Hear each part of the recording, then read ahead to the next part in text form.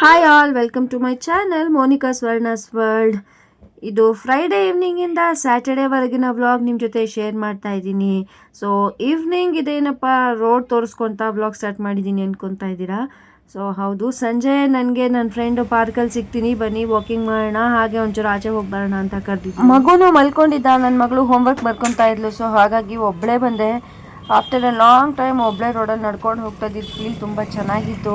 ಮೊದಲೆಲ್ಲ ಸ್ಕೂಲು ಕಾಲೇಜ್ಗೆ ನಾವು ವಾಕೇಬಲ್ ಡಿಸ್ಟೆನ್ಸ್ ಇರ್ತಾ ಇತ್ತು, ಸೊ ನಡ್ಕೊಂಡೇ ಓಡಾಡ್ತಿದ್ವಿ. ಬಸ್ ಸ್ಟಾಪ್ವರೆಗೂ ಆಗಲಿ ಅಥವಾ ಒಂದೊಂದು ಟೈಮ್ ನಮಗೆ ಟೈಮ್ ಇತ್ತು ಅಂತಂದರೆ ಕಾಲೇಜ್ವರೆಗೂ ಸ್ಕೂಲ್ವರೆಗೂ ನಡ್ಕೊಂಡೇ ಹೊರಟೋಗ್ತಾ ಇದ್ವಿ. ಸೊ ಆಗ ನಡೆಯೋದು ಕಾಮನ್ ಆಗಿತ್ತು. ಬಟ್ ಈ ನಡುವೆ ಅದು ಆಗ್ತಾ ಇಲ್ಲ. ಮೊದಲೆಲ್ಲ ನಡ್ಕೊಂಡೇ ಓಡಾಡ್ತಿದ್ದಿದ್ದು, ಬಟ್ ಈಗ ಟೈಮ್ ಮ್ಯಾನೇಜ್ಮೆಂಟ್ ಆಗಲ್ಲ ಒಂದು. ಆಮೇಲೆ ಇಬ್ಬರು ಮಕ್ಕಳನ್ನ ಕರ್ಕೊಂಡು ದೂರ ಬರ ನಡ್ಕೊಂಡು ಹೋಗೋದು ಎಲ್ಲ ಕಷ್ಟ ಆಗಿಬಿಡುತ್ತೆ. ದೂರ ಬರ ಹೋಗೋದಿರಲಿ, ಮನೆ ಹತ್ತಿರದಲ್ಲಿ ಏನಾದ್ರು ಅಂಗಡಿ ಹೋಗಬೇಕು ಅಂದರೆ ಗಾಡಿ ತೆಗೆಯುವಂಥ ಪರಿಸ್ಥಿತಿ ಆಗೋಗಿದೆ. ಯಾಕಂದರೆ ಆಚೆ ಹೊರಡ್ತೀನಿ ಅಂತಿದ್ದಂಗೆ ಮಕ್ಕಳು ನಾನು ಬರ್ತೀನಿ ಅಂತ ಬರ್ತಾರೆ.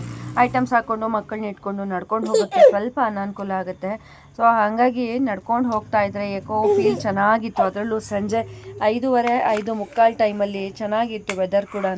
ಸೊ ಒಂಥರ ಆರಾಮಾಗಿ ಕೂಲ್ ವೆದರಲ್ಲಿ ಚೆನ್ನಾಗಿತ್ತು. ನಾವು ಸಣ್ಣವರಿದ್ದಾಗ ನಮ್ಮ ಕಾಲದಲ್ಲಿ ಒಂದು ಅಕ್ಕಪಕ್ಕ ಏರಿಯಾಗಳಿಗೆ ಏನೋ ಕೆಲಸವಿತ್ತು ಅಂತಂದರೆ ನಡ್ಕೊಂಡು ಓಡಾಡೋದು ತುಂಬ ಸಹಜವಾಗಿತ್ತು.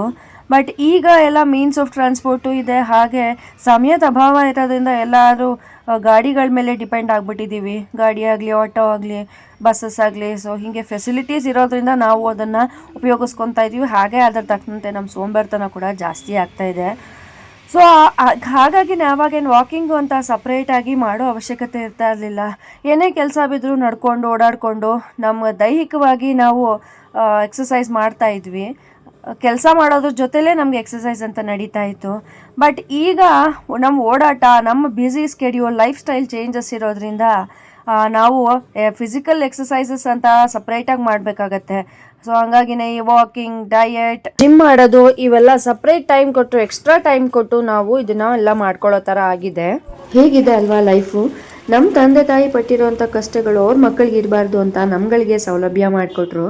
ಸೊ ನಮ್ಮ ಯೋಚನೆ ಕೂಡ ಹಾಗೆ ಇದೆ. ನಾವು ಕಷ್ಟಪಟ್ಟಿರೋಂಗೆ ನಮ್ಮ ಮಕ್ಕಳು ಕಷ್ಟಪಡಬಾರ್ದು ಅಂತ ಹೇಳಿ ಅವ್ರಿಗೂ ಎಲ್ಲ ಥರ ವ್ಯವಸ್ಥೆ ಮಾಡಿಕೊಟ್ಟು ಹೀಗೆ ಮಾಡೋದ್ರಿಂದ ಏನಾಗ್ತಿದೆ ಅಂದರೆ ಲೈಫ್ ತುಂಬ ಡಿಪೆಂಡೆಂಟ್ ಅನಿಸ್ಬಿಡ್ತಾ ಇದೆ.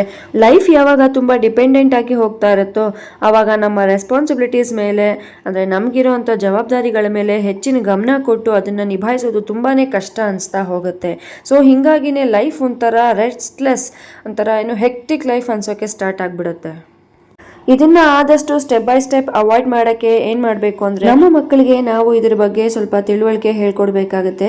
ಇಷ್ಟು ದಿನ ಈ ಕೆಲಸನ ನಾನು ಈ ರೀತಿಯಲ್ಲಿ ನಿನಗೆ ಮಾಡ್ಕೊಂಬಂದಿದ್ದೀನಿ, ಈಗ ನೀನು ಆ ಏಜ್ ದಾಟಿದ್ಯಾ. ಸೊ ಹಾಗಾಗಿ ಇನ್ನು ಮುಂದೆ ಈ ಕೆಲಸನ ನೀನೇ ನಿಭಾಯಿಸಬೇಕು. ನಾನು ಹೀಗೆ ಮಾಡ್ತಾ ಇದ್ದೆ, ನೀನು ಇದೇ ಥರ ಮಾಡ್ಕೊಂಡು ಬಾ ಅಂತ ಅವರಿಗೆ ಆದಷ್ಟು ತಿಳುವಳಿಕೆ ಹೇಳಿ, ನಿನ್ನ ಕೈಲಿ ಮಾಡೋಕ್ಕಾಗತ್ತೆ ಮಾಡು ಅಂತ ನಾವು ಕಾನ್ಫಿಡೆನ್ಸ್ ತುಂಬಿಸಿ ಅವ್ರ ಕೆಲಸನ, ಅವ್ರ ಜವಾಬ್ದಾರಿಗಳನ್ನ ನಿಭಾಯಿಸೋಕ್ಕೆ ನಾವು ಅವ್ರಿಗೆ ಸ್ವಲ್ಪ ಕೇಪಬಿಲಿಟೀಸ್ನ ತುಂಬಿಸೋಕ್ಕೆ ಹೆಲ್ಪ್ ಮಾಡಬೇಕಾಗತ್ತೆ. ಎಂಕರೇಜ್ ಮಾಡಿದ್ರೆ, ಸ್ವಲ್ಪ ಕಾನ್ಫಿಡೆನ್ಸ್ ಬಿಲ್ಡಪ್ ಮಾಡಿದ್ರೆ ಎಂಥ ಮಕ್ಕಳಾಗಲಿ ಕಲಿಯೋದ್ರಲ್ಲಿ ಯಾವತ್ತೂ ಹಿಂಜರಿಯಲ್ಲ. ಯಾಕಂದರೆ ಈ ವಯಸ್ಸು ಇದೆಯಲ್ಲ, ಕಲಿಕೆ ವಯಸ್ಸು ಇದು. ದೊಡ್ಡವರಾಗಿರೋರು ಏನು ಕಲಿಸ್ಕೊಡ್ತಾರೆ ಅದನ್ನು ಕಲಿಯೋ ಕಡೆಗೆ ಸ್ವಲ್ಪ ರಿಜೆಕ್ಟ್ ಮಾಡ್ತಾರೆ. ಬಟ್ ಮಕ್ಕಳ ಹತ್ರ ಒಳ್ಳೆ ರೀತಿಯಲ್ಲಿ ನಾವು ನಡ್ಕೊಂಡ್ರೆ ಅವರು ಖಂಡಿತವಾಗ್ಲೂ ಒಳ್ಳೆಯದನ್ನು ಕಲಿತಾರೆ. ಲೈಫಲ್ಲಿ ಕಲಿಯೋದು ಅನ್ನೋವಂಥದ್ದು ನೆವರ್ ಎಂಡಿಂಗ್ ಪ್ರೋಸೆಸ್. ಅದೊಂಥರ ಸೈಕಲ್ ಇದ್ದಾಗೆ, ಒಬ್ಬರಿಂದ ಒಬ್ಬರು ಕಲಿಯೋದು ದಿನೇ ದಿನೇ ಇದ್ದೇ ಇರುತ್ತೆ. ಕಲಿಯೋಕೆ ನಮ್ಮ ಕಣ್ಮುಂದೆ ಒಳ್ಳೆಯದು ಕೆಟ್ಟದ್ದು ಎಲ್ಲ ಥರ ನಡೆಯುತ್ತೆ. ಆದರೆ ನಮ್ಮ ಜೀವನಕ್ಕೆ ಯಾವುದನ್ನು ಆಯ್ಕೆ ಮಾಡಿಕೊಂಡು ಯಾವುದನ್ನು ನಮ್ಮ ಜೀವನದಲ್ಲಿ ಅಳವಡಿಸ್ಕೋಬೇಕು ಅನ್ನೋದು ನಿರ್ಧಾರ ಮಾಡೋವಂಥದ್ದು ನಮ್ಮ ಕೈಯಲ್ಲೇ ಇರುತ್ತೆ. ಮಕ್ಕಳು ಒಳ್ಳೆಯದನ್ನು ಆಯ್ಕೆ ಮಾಡಿಕೊಂಡು ಒಳ್ಳೆ ದಾರಿಯಲ್ಲಿ ನಡೀತಾ ಇದ್ದಾರೆ ಅಂತ ಅಂದರೆ ಮನೆಯಲ್ಲಿನ ವಾತಾವರಣ, ಮನೆಯಲ್ಲಿ ಪೋಷಕರ ನಡವಳಿಕೆ, ಸ್ಕೂಲ್ ಎನ್ವೈರನ್ಮೆಂಟ್, ಹಾಗೆ ಸ್ಕೂಲಲ್ಲಿ ಟೀಚರ್ಸ್ ಅವ್ರಿಗೆ ಕೊಡುವಂಥ ಸಪೋರ್ಟ್, ಮತ್ತು ಈ ಮಕ್ಕಳುಗಳು ಮಾಡ್ಕೊಂಡಿರ್ತಾರಲ್ಲ ಫ್ರೆಂಡ್ ಸರ್ಕಲ್, ಇದು ಕೂಡ ತುಂಬ ಇಂಪಾರ್ಟೆಂಟ್ ರೋಲ್ ಪ್ಲೇ ಮಾಡುತ್ತೆ. ಬೆಳೆಯುವಂಥ ಮಕ್ಕಳ ಕಣ್ಮುಂದೆ ಎಲ್ಲ ರೀತಿಯಾದ ವಿಚಾರಗಳು ನಡೀತಾ ಹೋಗುತ್ತೆ. ಸೊ ಅವರು ತುಂಬಾ ಗಮನಿಸ್ತಾರೆ ಈ ವಯಸ್ಸಲ್ಲಿ. ಸೊ ಅವ್ರಿಗೆ ಅಟ್ರಾಕ್ಷನ್ ಜಾಸ್ತಿ. ನಾನು ಇದು ಮಾಡಬೇಕು, ನಾನು ಅದು ಮಾಡಬೇಕು, ನಾನು ಅದು ನೋಡಬೇಕು, ನಾನು ಅದರಲ್ಲೂ ಇನ್ವಾಲ್ವ್ ಆಗಬೇಕು ಅನ್ನೋಂಥ ಇನ್ವಾಲ್ವ್ಮೆಂಟ್ ಜಾಸ್ತಿ.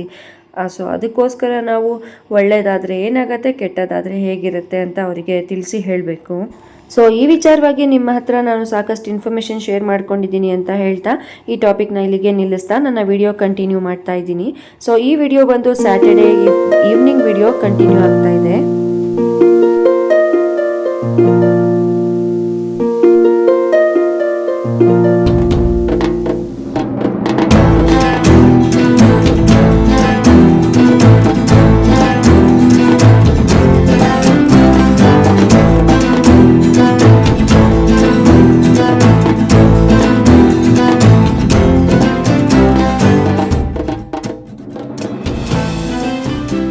ಸೊ ಲಗ್ನ ಪತ್ರಿಕೆಗಳು ನೋಡ್ತಾ ಇದ್ದಂಗೆ ನಿಮಗೆ ಗೊತ್ತಾಗಿರುತ್ತೆ.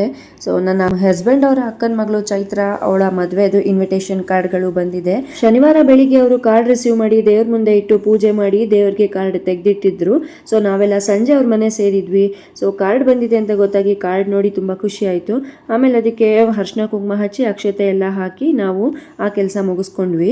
ಮದುವೆ ಮನೆ ಅಂದ್ರೇ ಹಾಗೆ ಅಲ್ವಾ, ಎಷ್ಟು ಕಳೆ ಬಂದ್ಬಿಡುತ್ತೆ. ಮದುವೆ ಅಂತ ನಿಶ್ಚಯ ಆಗಿದ್ದ ದಿನದಿಂದ ಮದುವೆ ಮುಗಿಯೋವರೆಗೂ ಎಷ್ಟು ಮನೆ ತುಂಬ ಜನ ಗಲಿಬಿಲಿ ಎಷ್ಟು ಚೆನ್ನಾಗಿರುತ್ತೆ. ಯಾಕಂದರೆ ನಡೆಯುವಂಥದ್ದು ಒಂದು ಶುಭ ಕಾರ್ಯ ಅಲ್ವಾ, ಹಾಗಾಗಿ ಆ ಕಳೆ ಅನ್ನೋದು ಹೇಳಿ ಕೇಳಿ ಬರಲ್ಲ, ತನ್ನಷ್ಟಕ್ಕೆ ತಾನೇ ಮನೆ ತುಂಬ ತುಂಬಿರುತ್ತೆ. ಸೊ ಹೀಗೆ ಈ ಕೆಲಸ ಎಲ್ಲ ಮಾಡಿ ನಾವು ರಾತ್ರಿ ಅಲ್ಲೇ ಉಳ್ಕೊಂಡ್ವಿ. ಹೇಗೂ ಶನಿವಾರ ಭಾನುವಾರ ಆಗಿತ್ತಲ್ಲ ಅಂತೇಳಿ ರಾತ್ರಿ ಊಟಕ್ಕೆ ಎಲ್ರಿಗೂ ಚಪಾತಿ ಮತ್ತು ತೊಗರಿ ಕಾಳು ಸಾಗು ಆಮೇಲೆ ಕಡಲೆ ಬೀಜ ಚಟ್ನಿ ಮಾಡ್ಕೊಂಡು ಊಟ ಮಾಡಿ ಮಲಗಿದ್ವಿ. ಮಾರನೇ ದಿನ ಬೆಳಿಗ್ಗೆ ಮನೆ ದೇವರಿಗೆ ಪತ್ರಿಕೆ ತೊಗೊಂಡೋಗಿ ಪೂಜೆ ಮಾಡಿಸ್ಕೊಂಡು ಬರೋದಿತ್ತು. ಇವರ ಮನೆ ದೇವರು ಬಂದು ತಿರುಪತಿ ವೆಂಕಟರಮಣ ಸ್ವಾಮಿ. ಬಟ್ ಆ ಸಂದರ್ಭಕ್ಕೆ ಅವರು ಮನೆ ದೇವರಿಗೆ ಹೋಗಿ ದರ್ಶನ ಮಾಡಿಕೊಂಡು ಪತ್ರಿಕೆ ಪೂಜೆ ಸಲ್ಲಿಸ್ಕೊಂಬರೋಕ್ಕಾಗಲಿಲ್ಲ. ಸೊ ಹಾಗಾಗಿ ಮನೆ ಹತ್ತಿರದಲ್ಲಿರೋವಂಥ ಬನಶಂಕರಿ ಸೆಕೆಂಡ್ ಸ್ಟೇಜ್ BDA ಕಾಂಪ್ಲೆಕ್ಸಲ್ಲಿರೋವಂಥ ದೇವಗಿರಿ ದೇವಸ್ಥಾನಕ್ಕೆ ಹೋಗಿ ನಾವು ಪತ್ರಿಕೆ ಪೂಜೆ ಮಾಡಿಸ್ಕೊಂಡು ಬಂದ್ವಿ. ಅದೇ ವಾರ ಬುಧವಾರ ತಿರುಪತಿ ವೆಂಕಟರಮಣ ಸ್ವಾಮಿಗೂ ಹೋಗಿ ದೇವ್ರ ದರ್ಶನ ಮಾಡಿಕೊಂಡು ಅಲ್ಲಿನ ಕೆಲಸ ಮುಗಿಸ್ಕೊಂಡು ಬಂದರು.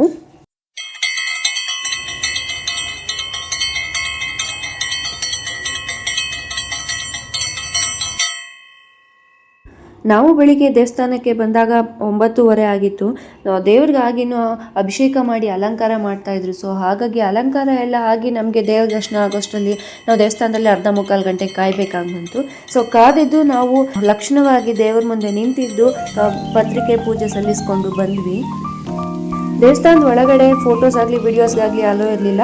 ಸೊ ಹಾಗಾಗಿ ನಾವು ಹೊರಗಡೆ ಬಂದು ಇಲ್ಲಿ ಫೋಟೋಸ್ ತೊಗೊತಾ ಇದ್ದೀವಿ. ಸೊ ನಮ್ಮ ದಿನ ಹೀಗೆ ದೇವರ ದರ್ಶನದೊಂದಿಗೆ ಶುರುವಾಗಿದ್ದು ನಮಗಂತೂ ಬಹಳ ಖುಷಿ ಆಯಿತು. ಸೊ ನನ್ನ ಈ ವ್ಲಾಗ್ ಇಷ್ಟ ಆಗಿದೆ ಅಂದ್ಕೊಂಡು ನಾನು ಈ ವ್ಲಾಗ್ ಇಲ್ಲಿಗೆ ಎಂಡ್ ಮಾಡ್ತಾ ಇದ್ದೀನಿ. ನಿಮಗೂ ಈ ವ್ಲಾಗ್ ಇಷ್ಟ ಆಗಿದ್ರೆ ಪ್ಲೀಸ್ ಬಂದು ಲೈಕ್ ಮಾಡಿ ಆ್ಯಂಡ್ ಕಮೆಂಟ್ ಮುಖಾಂತರ ತಿಳಿಸ್ಕೊಡಿ. ಸಬ್ಸ್ಕ್ರೈಬ್ ಮಾಡ್ದಿರಾ ನೋಡ್ತಾ ಇರೋರು ಪ್ಲೀಸ್ ಸಬ್ಸ್ಕ್ರೈಬ್ ಆಗಿ. ಹೀಗೆ ನಿಮ್ಮ ಸಪೋರ್ಟ್ ಯಾವಾಗಲೂ ಇರಲಿ. Thank you all. ಬಾಯ್. 3, 2